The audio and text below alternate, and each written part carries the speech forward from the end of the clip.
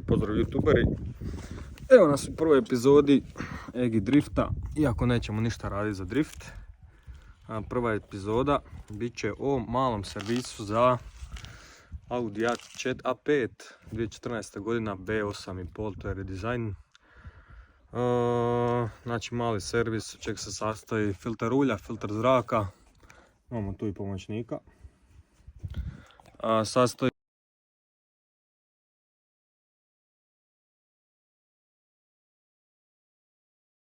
evo sve potrebno nam je ovdje.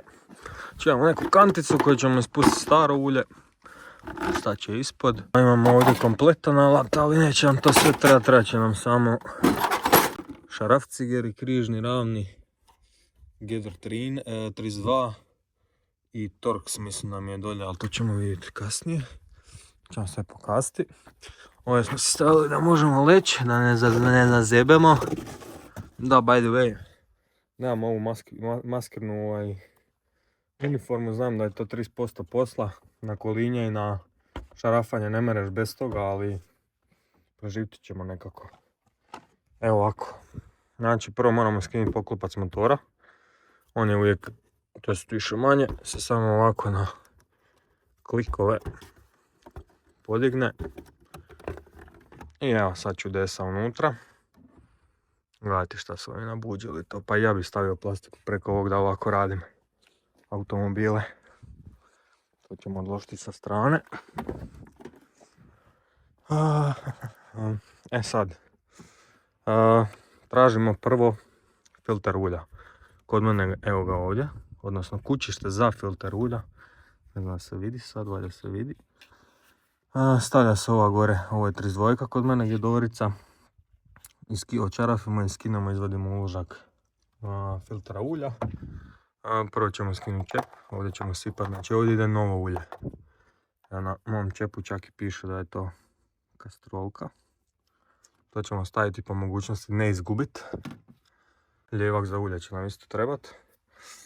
Sad ćemo skinuti ovo sranje ovdje. Znači za skidanje poklopca od kućišta ulja nam treba, se vidi ovdje Gather 32, dugački produžetak, jer je ovo poprilično duboko pa da možemo raditi kako Bog zapovjeda. I ovaj račna kako neko zove. I samo stavimo to ovdje.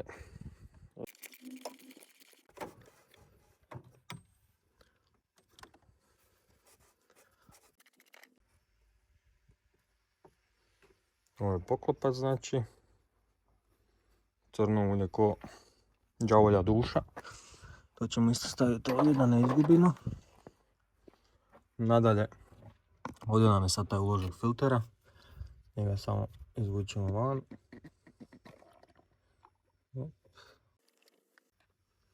Paziš da ne umastiš sve. Evo ovako izgleda stari uljni filter. Ovdje ga možemo raširiti. Sunce, gdje je sunce. Se vidi šta unutra. Ako je motor u banani, ovdje budu čestice metala. Mi ih nemamo za sad. Svjetlo onako ko božićna drvica, uglavnom ovaj je stari filter ulja. Ovo vidite novi.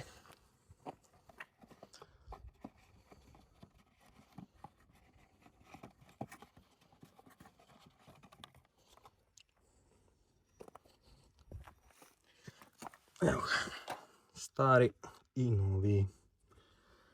Isto je bio Boschov gore ako se vidi. Ovdje piše Bosch. I opet smo kupili Bosch. Made in Tunisia. Nije ni Bosch, to je neka bio, dobro. Uglavnom, ova velika gumica koju smo dobili se mijenja ovdje. A malu ćemo vam pokazati. Zaboravio sam napomenuti da vam treba krpica. Da možemo prvo očistiti ovo lijepo sve od ulja starog, iznutra ovo. Onda ćemo staviti novu gumicu i novi uložak filtera unutrime. Obrisali smo malo čep. Sad na gumicu možete noktom skinuti ili imate ovaj tu kao mali zarezić, gdje možete ovako sa šarafcigrom doći i podići gumicu, izvaditi van. Treba mi 2 ruke, tako da ću prestati. Ova stara gumica vani. I sad trebamo staviti novu, znači nova ide na isto mjesto. Ovaj veliki zazor gdje je bila i stara. Ali prije nego što se stavi traje na uljicu ovim novim uljem. Znači samo se lagano prstima prođe preko nje. To ću napraviti isto jer nemam stalak pa neću snimiti, ali da znate šta trebate napraviti. Ova nova gumica gore, namašćena. Nisam spomenuo da što se tiče ove male gumice. Znači ovo je recimo univerzalni filter koji ide na više vrsta auta. I neki od njih traju ovu malu gumicu, ali vidjet ćete na svom filteru ako imate i malu gumicu, sam stavite malu novu gumicu gdje je bila stara i to je to. Kod mene ne ide ova mala, znači ide samo ova velika. Filter znači stoji ovako. Ova rupica ide prema motoru u motor. Tako da svo ulje koje dođe, se možete to pokazati. Nećete ništa vidjeti vjerojatno. U biti ovako izgleda kućište od filtera. Znači ulje dolazi sa vanjske strane od motora, prolazi kroz filter i ide nazad u ovu rupicu, nazad u motor. Znači tako radi. Znači s vanjske strane s vanjske strane ulazi staro ulje iz motora, filtrira se i ide nazad kroz ovu rupicu u motor. Znači ona se samo na ove klikove stavi unutra ovako. Čuk. I to je to, drži, nema kuda. Sad se to stavi samo u motor, ali prvo idemo ispustiti staro ulje. Pa ćemo staviti filter. Sad se treba zavući ispod auta.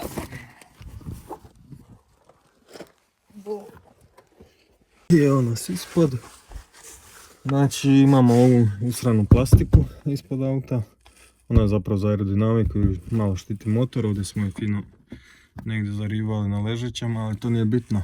Bitno da karter nismo slupali. Što se tiče nje skidanja, znači imate ove vike. Križni.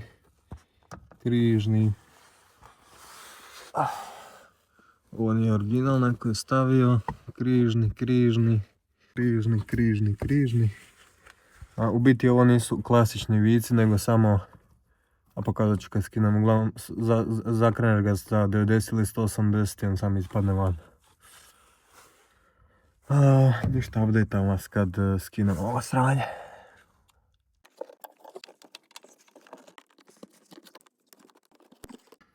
Evo kako vam izgleda taj šaraf kao križne. Znači on nema klasični navoj, nego ima ovaj neki samo 180 stupnjeva i izvadiš ga van. I evo nas ispod srca ovih kola. Znači ovo nam je karter, odnosno najdonji dio mašine i u njemu se skuplja ulje i odatle sve cirkulira zapravo kroz motor. Znači imate uvijek čep negdje ovdje dolje, evo moj se nalazi ovdje. To je rekao bi neki 17 ključ, ali još ću vas update kad provjerim. Znači bude ili ovakav ključ ili bude ovakav neki Torx. Sad ovisi od modela do modela. Ali evo, Švaba je bio pametan pa je stavio normalan šaraf. A ne neke tu divljake za ovake stvari. Znači ovaj šaraf se samo otpusti, stavite kantu ispod. Ovo se otpusti, stavite kantu ispod da vam ulje iscuri. Obavezno vam gore mora biti čep od ulja otvoren. Da se može iscuriti lijepo dolje. Ipak nije ključ 17 nego 19. Krivo pokazujem ovako. Znači najbolje uzeti ovaj okasti, malo je savijen. Ovako bi trebao izgledat. A nekoga je silio malo. Ali znači stavimo gore. I probamo ga malo da stavimo već u polugu. Ulje neće odmah krenuti curit dok ga ne šarafite do kraja. Tako da može bez straha, nema straha. Evo, to ne bi trebalo biti jako stegnuto. Ako je jako stegnuto onda radi neko ko nema pojma. Znači steže se inače na 25 Nm. Ili ti ga 2,5 kg, ako je to 2,5 kg. Znači imate, ako možemo pogledati ovdje, imate uvijek neku podlošku između ovo. I onda bi se kao isto trebalo mijenjati na svakoj zamjeni ulja. Ja to ne radim jer nikad mi nije curilo ovdje. Znači kao, ako ne promijeniš tu podlošku, znači i šaraf i podloška bi se trebali mijenjati. A ja to ne mijenjam, nek stavim stari i nikad ništa nije bilo. Uglavnom sad ću staviti kantu i šarafiti ovo do kraja, pa vidimo se dalje.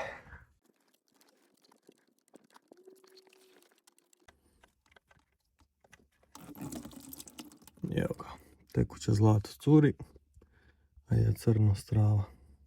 Nije nam ovo upalo unutra, to je pobjeda.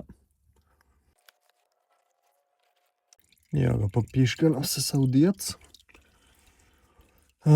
Sad ćemo gore nasuti malo, ostaviti još malo nek se ovo ocijedi, nasuti malo novog ulja da protjera ovo staro, čisto ono deci, 2, možda je puno 2 deci. Sasvim u redu, kad protjera novo, opet ostavimo da se ocijedi, obrišemo šaraf, obrišemo ovo tu sve, zašarafimo nazad i može novo ulje i filter. Evo ga, brati se sjaji kao, sija se kod tepsija, kao nov. Idemo sad, vidite se ovo cjedilo dolje i malo nasuti novoga ulja gore. Idemo prvo po ljevak, znači ovdje sipamo ulje. Idemo po ljevak da ne bi tu sve prosilo, mislim neće niš biti, ali čisto radi urednosti. Malo držim prst na kameri, op.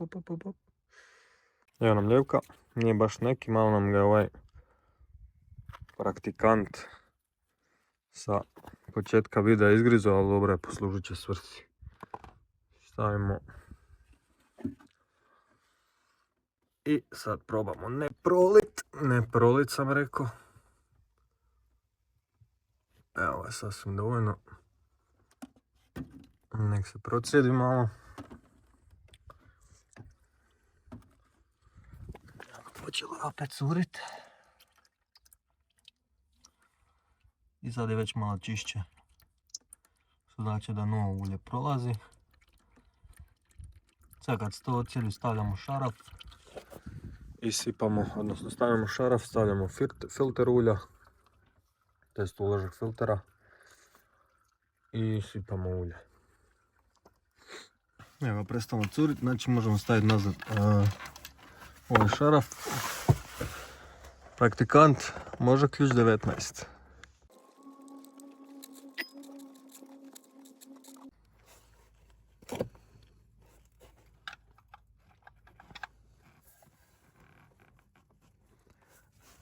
E sad ovo što se stezanja tiče, na osjećaj, ne previše, ne premalo. Znači neke 2,5 kg bi to trebalo biti stegnuto. To je prilike to. Ovako izgleda. Kaj je to sve stavito. Trebamo još malo prebrisati.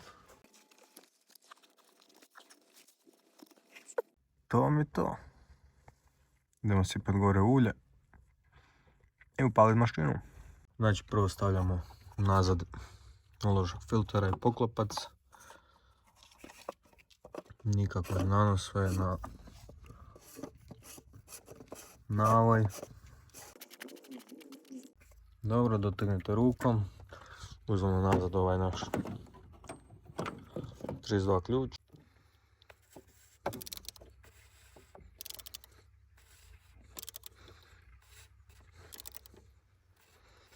Isto bi trebalo ići na nekih 25 Nm. Ništa prejako, to je plastika. Evo, to je to. I sad možemo sipati ulje. E sad što se tiče ulja, ovo je karnister od 5 litara. Po specifikacijama ide 4,7 u ovaj motor. To možete naći sve na internetu. Sipat ćemo 4, pa ćemo upaliti i onda ćemo još pratiti mjericu i natočiti, to jest dotočiti ako bude bilo potrebno.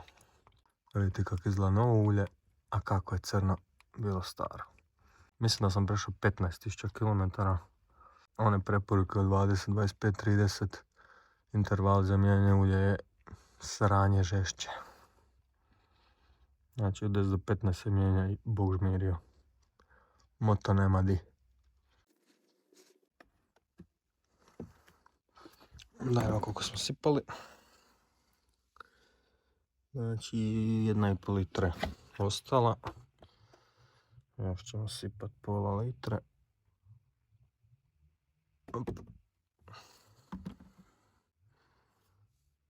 Još malo.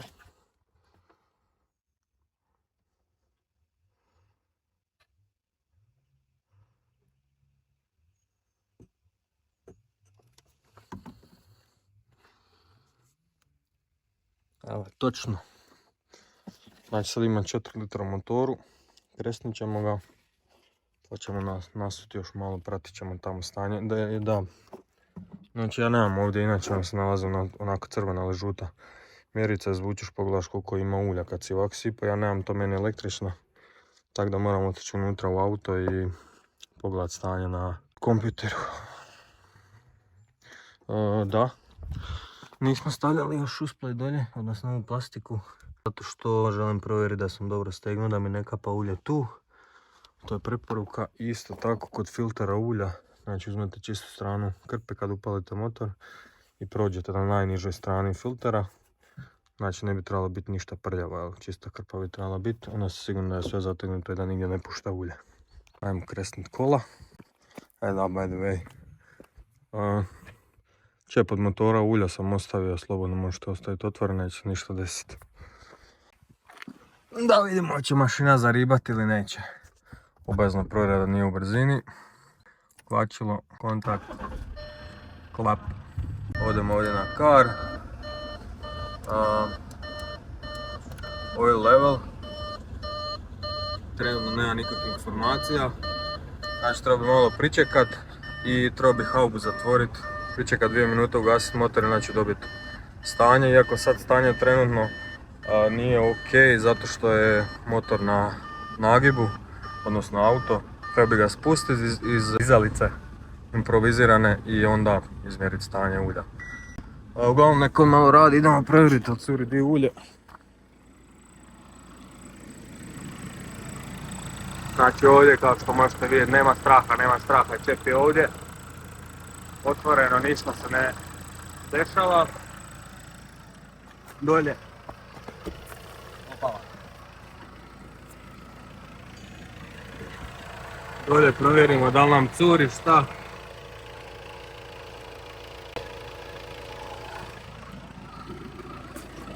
I kao što možemo vidjeti, uspješno promijenjeno ulje, odnosno mi još trebamo sipati još pola litre, odnosno 0,7. I još trebamo provjeriti da li nam curi ovdje kod filtera ulja. Znači uzmemo čistu stranu krpe i naguramo ovdje ispod filtera ulja. Kao što možemo vidjeti čisto je, ovo je prljavština, ovo nije ulje. Tako da ništa ne curi, sve u redu. Idemo ugasiti kola.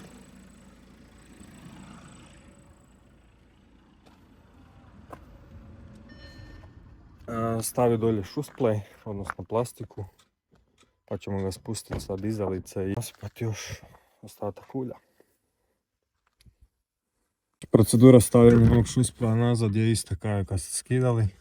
Znači prvo sam ga ovdje zagurao ispod. Onda imate ove 3 šarafa koja su tu konstantni. Evo sad moram s 2 ruke. Uglavnom njih prvo uhvatite i onda hvatate ove bočne. Evo ga, šusple vraćen. Svi šarafi su nazad postavljeni. Nema to kud, spremni su za voziti 300. 200 smesta. Sad sljedeća stavka koju moramo napraviti je resetirati ovaj interval za servis. Znači to odemo ovdje dolje samo reset oil change interval, clap, do you really want, yes. I evo ga, vratimo se gore, kaže mašina je spremna sljedećih 15k kilometara. Što se tiče oil levela, još nemamo informaciju, tako da moramo pričekati. Ugasiti ovaj auto, zatvoriti haubu i tako dalje, ali evo snimit ću vam i to. Pa ćemo nasuti još ulja koliko bude falilo. Evo ga, spremni za provjeru ulja, znači temperatura motora mora biti na radnoj temperaturi, odnosno 90 stepena. Motor je ugašen, sad trenutno pričekali smo malo nakon što smo ugrijali motor 2-3 minuta da se ulje slegne i onda tek ide provjera ulja. Da vidimo šta kaže. Oil level, evo ga. Znači točno nam fali onih litru, odnosno 0,7 koji trebamo sipati, tako da idemo sad to nasut do kraja i to bi trebalo biti ok. Idemo spati ostatak ovog ulja. Ne znam, sam spomenuo, znači kod Audija se zahtjeva da zatvoriš haubu, upališ motor da se on ugrije na radnu temperaturu 90 stupnjeva i onda ugasiš auto, pričekaš 2-3 minute, zašto je sve električno. Da nije električno možeš samo izvaditi mjericu, pogledati koliko imaš, to je to.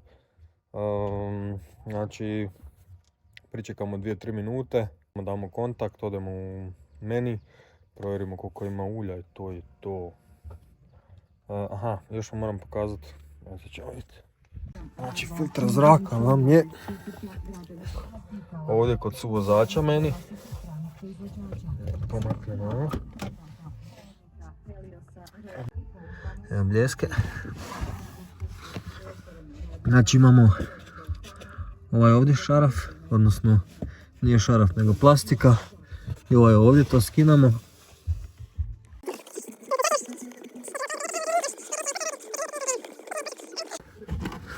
Znači skine se ovo, ovdje se nalazi filter zraka, znači samo se ovako skrene na ovu stranu, ne baš toliko jako, izvuče se filter zraka, ajde da vidimo kakav je. Ipak bi ga trebalo promijeniti, tako da ćemo kupiti, ovo treba biti sve bijelo, ne ovako, tako da ćemo kupiti filter zraka i promijeniti ga.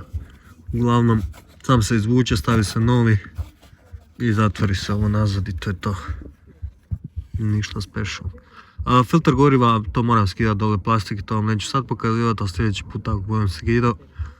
Isto nikakva znanost, znači šarafice koji, recimo filter ulja, odnosno uložak filtera i promijeni se i to je to.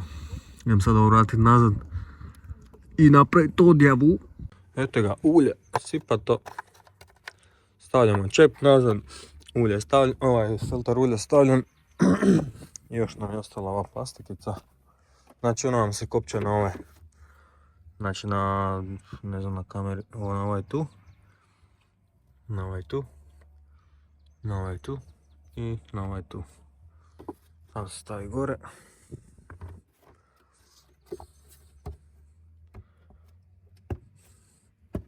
Eto ga, nema kuda, još ćemo to malo prebrijat.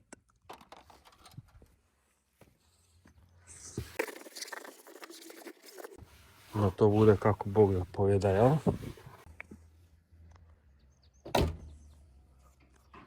Eto ga, youtuberi. Ovo vam je rađen malog servisa na Audi A5 2014. godina. Uglavnom 99% auta radi se isto. Znači možda kažem samo razlika može biti u ovome ovdje. Da vam filter ulja, odnosno uložak filtera nije ko moj, nego baš da je ovako filter. Znači ovo sve šarafite i samo našarafite nazad. Ali u većini novih auta je samo ovaj uložak. Tako da se to promijeni i spremni ste. Znači malo zamusite ruke, uštedite si nekih 70-80 eura bi rekao. Znači ovo bez snimanja, ovaj posao bi se trebao odraditi za nekih pola sata maks. Još ako imaš neku dizalicu, znači to za 15 minuta ide izmjena ulja bez ikakvih problema. Ok, prvi put ako radiš će ti trebati malo više, ali ovako 15 minuta plafona. Ništa, odemo pospremiti sad ovaj alat i to bi bilo to. Lajkajte, šerajte, subscribeajte, pišite komentare dolje. Šta da nam snim sljedeće. Poz!